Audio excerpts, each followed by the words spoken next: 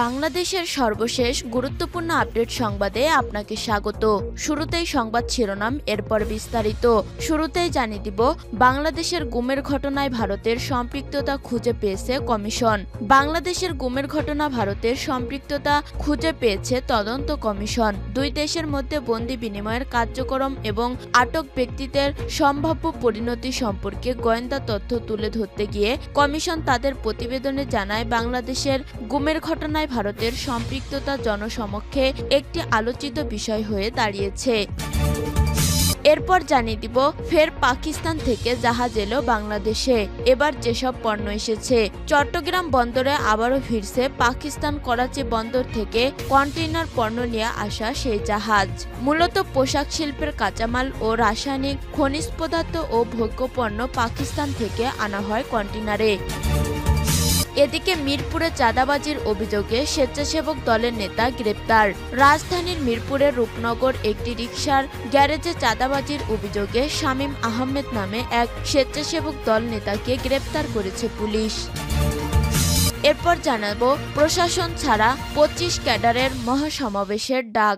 জনপ্রশাসন সংস্কার কমিশন প্রধান পদোন্নতির ক্ষেত্রে উপসচিব ও যুগ্ম সচিব পদে লিখিত পরীক্ষা নেওয়া এবং প্রশাসন ক্যাডারের 50% এবং অন্যান্য ক্যাডার 50% আনুপাতিক হার নির্ধারণে যে সুপারিশ করবেন বলে মত দিয়েছেন, তার প্রতিবাদ জানিয়েছে আন্তঃ ক্যাডার বৈষম্য নিরসন পরিষদ।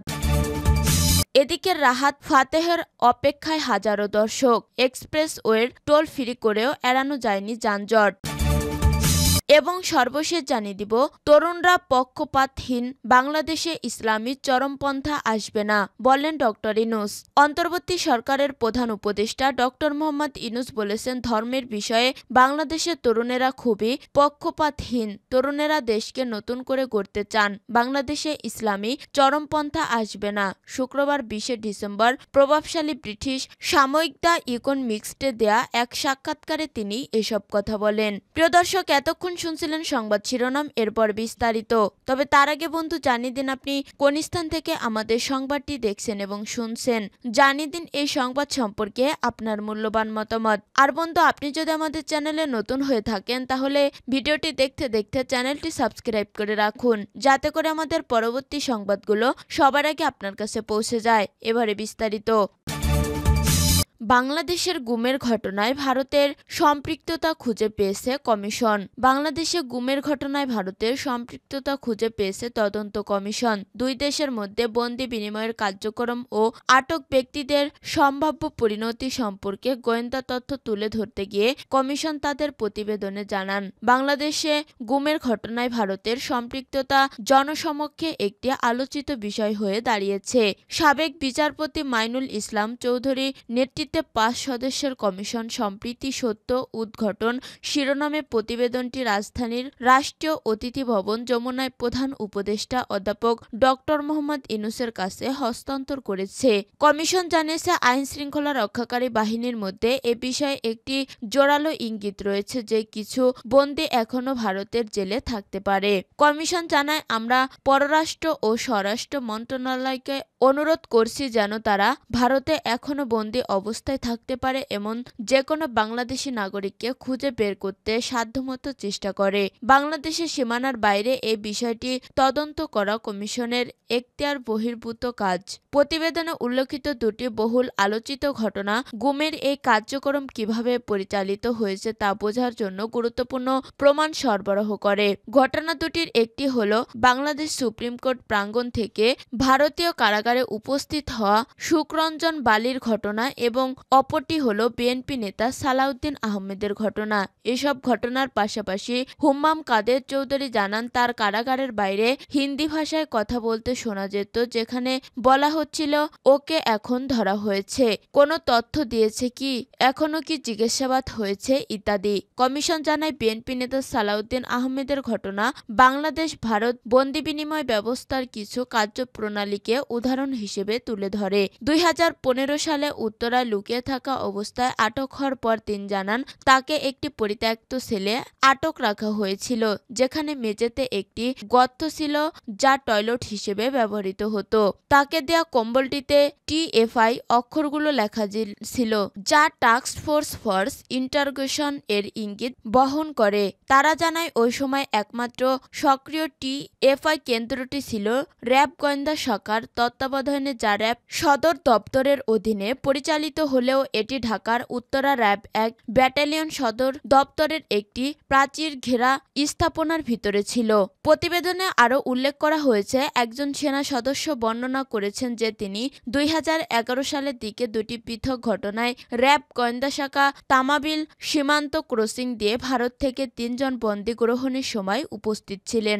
এ সময় সেখানে ইউনিফর্মধারী ভারতীয় সীমান্ত রক্ষা বাহিনী BSF সদস্যরা উপস্থিত ছিলেন। প্রতিবেদনে উল্লেখ করা হয়েছে, এর বিনিময়ে র্যাব গোয়েন্দা শাখা বাংলাদেশের দুটি বন্দীকে ভারতের কাছে হস্তান্তর করে। কমিশন জানায়, সেনা সদস্য বন্দীদের নাম জানতে না পারলেও এই ধরনের আনুষ্ঠানিক নিরাপত্তা পরিষেবা সমন্বয় গুমের ঘটনাগুলো প্রাতিষ্ঠানিক ও আত্মসীমান্ত প্রকৃত নির্দেশ করে। কমিশন মনে করে, তবে ভারতীয় কর্তৃপক্ষ কতটা সম্পৃক্ত ছিল এবং দুদেশের জন্য এর তাৎপর্য কি তা সম্পূর্ণরূপে বোঝার জন্য আরও বিস্তারিত বিশ্লেষণ প্রয়োজন। ফের পাকিস্তান থেকে জাহাজ এলো বাংলাদেশে। এবার যেসব পণ্য এসেছে, চট্টগ্রাম বন্দরে আবারও ভিড়ছে পাকিস্তানের করাচি বন্দর থেকে কন্টেইনার পণ্য নিয়ে আসা সেই জাহাজ। শনিবার 21 ডিসেম্বর MV ইউনিয়ন জিয়াংফাজাং জাহাজটি বন্দরে পৌঁছায়। মূলত পোশাক শিল্পের কাঁচামাল ও রাসায়নিক খনিজ পদার্থ ও ভোগ্যপণ্য পাকিস্তান থেকে আনা হয় কন্টেইনারে। তবে জাহাজটিতে করে এবার পাকিস্তান থেকে সবচেয়ে বেশি এসেছে পরিশোধিত চিনি ও খনিজ পদার্থ ডলোমাইট। পাকিস্তানের করাচি বন্দরের সঙ্গে চট্টগ্রামের সরাসরি কন্টেইনার জাহাজ যোগাযোগ চালু হয়েছিল গত নভেম্বরের দ্বিতীয় সপ্তাহে। প্রথমবার 370 একক কন্টেইনার আনা হয় জাহাজটিতে করে। এর মধ্যে পাকিস্তান থেকে আনা হয় 297 একক কন্টেইনার, বাকিগুলো সংযুক্ত আরব আমিরাত থেকে। এবার আরব আমিরাত ও পাকিস্তান থেকে আনা হয়েছে 811 একক কন্টেইনার পণ্য, যার মধ্যে 86% পাকিস্তানের। পাকিস্তান থেকে এবার সবচেয়ে বেশি এসেছে পরিশোধিত চিনি। মোট 285 কন্টেইনারে 1,48,200 ব্যাগ চিনি আনা হয়েছে। চিনির পরিমাণ প্রায় 7,500 টন। এই চিনি এনেছে খাদ্য প্রক্রিয়াজাত শিল্পগুলো group RFL, Shehzad food products, safe ice cream কারখানা ও ব্যান্ডওয়েন ইন্টারন্যাশনাল। চিনির পর পাকিস্তান থেকে সবচেয়ে বেশি আনা হয়েছে ডলোমাইট। ডলোমাইট আমদানি হয়েছে 171 কন্টেইনারে। কাঠ শিল্পে ব্যবহারের জন্য এই কাঁচামাল এনেছে নাসির ফ্লোট গ্যাস ও আকিজ গ্যাস ইন্ডাস্ট্রিজ। পাকিস্তান থেকে আমদানি হওয়া আরেকটি পণ্য হল সোডা অ্যাশ। এই পণ্য আমদানি হয়েছে 138 কন্টেইনারে। শিল্পে ব্যবহারের এই কাঁচামাল এনেছে নাসির ফ্লোট গ্যাস সহ বিভিন্ন প্রতিষ্ঠান। এছাড়া শতভাগ রপ্তানিমুখী পোশাক কারখানাগুলো এনেছে কাপড়ের রোল। মোট 46টি কন্টেইনারে রয়েছে কাপড়ের রোল। আলু আমদানি হয়েছে 18 একক কন্টেইনারে। এছাড়া জয়পুর হাটের P&P ট্রেডিং 20 কন্টেইনারে আখের গুড় এনেছে। এসব পণ্যের পাশাপাশি পুরনো লোহার টুকরো, রেজিন, 3 পিস ইত্যাদি পণ্য আমদানি হয়েছে। পাকিস্তান ছাড়াও সংযুক্ত আরব আমিরাত থেকে আনা হয়েছে পণ্য। আমিরাত থেকে আনা হয়েছে খাদ্যপণ্য, খেজুর, লুব অয়েল, যন্ত্রাংশ ইত্যাদি। পাকিস্তানের পাশাপাশি আরব আমিরাত থেকেও 10 কন্টেইনার চিনি আমদানি হয়েছে। মিরপুরে চাঁদাবাজির অভিযোগে স্বেচ্ছাসেবক দলের নেতা গ্রেপ্তার। রাজধানীর মিরপুরের রূপনগরে একটি রিকশার গ্যারেজে চাঁদাবাজির অভিযোগে শামীম আহমেদ নামে এক স্বেচ্ছাসেবক দল নেতাকে গ্রেপ্তার করেছে পুলিশ। শুক্রবার 20 ডিসেম্বর রাতে রূপনগর আবাসিক এলাকার 27 নম্বর রোডের একটি রিকশার গ্যারেজের দারোয়ান আব্দুল জলিলের কাছে 50,000 টাকা চাঁদা দাবি করেন স্বেচ্ছাসেবক দল নেতা শামীম ও তার লোকজন। চাঁদা দিতে অস্বীকৃতি জানালে তাকে পিটিয়ে আহত করেন তারা। এ ঘটনায় শনিবার 21 ডিসেম্বর রাজধানীর রূপনগর থানায় শামীম সহ 5 জনের বিরুদ্ধে একটি মামলা করেন জলিল। মামলার আসামিরা হলেন শামীম আহমেদ, রাজীব, শিপন, লিটন কাজী, শফি মাস্টার, তিতাস গ্যাস ও অজ্ঞাত 2-3 জন। শামীম আহমেদ রূপনগর থানা স্বেচ্ছাসেবক দলের সদস্য সচিব। অভিযোগে জানা গেছে আব্দুল জলিল রূপনগর আবাসিক এলাকার 27 নম্বর রোডের এনামুলের রিকশার গ্যারেজের দারোয়ান। শুক্রবার রাতে মামলার আসামিরা এনামুলের রিকশার গ্যারেজে গিয়ে 50,000 টাকা চাঁদা দাবি করেন। এ সময় জলিল তাদেরকে গ্যারেজের মালিকের সাথে যোগাযোগ করতে বলেন। জলিলের কথায় ক্ষিপ্ত হয়ে আসামিরা তাকে এলোপাতাড়ি পেটাতে থাকে। এক পর্যায়ে তারা গ্যারেজের সিসি ক্যামেরা ভাঙচুর সহ চাঁদার দাবিতে বিভিন্ন ভয়ভীতি দেখিয়ে ঘটনাস্থল ত্যাগ করেন। রূপনগর থানার ভারপ্রাপ্ত কর্মকর্তা ওসি মোকাম্মেল বলেন, শুক্রবার চাঁদাবাজির ঘটনায় শামীম আহমেদ নামে একজনকে গ্রেপ্তার করা হয়েছে। আজ তাকে আদালতে পাঠানো হয়েছে।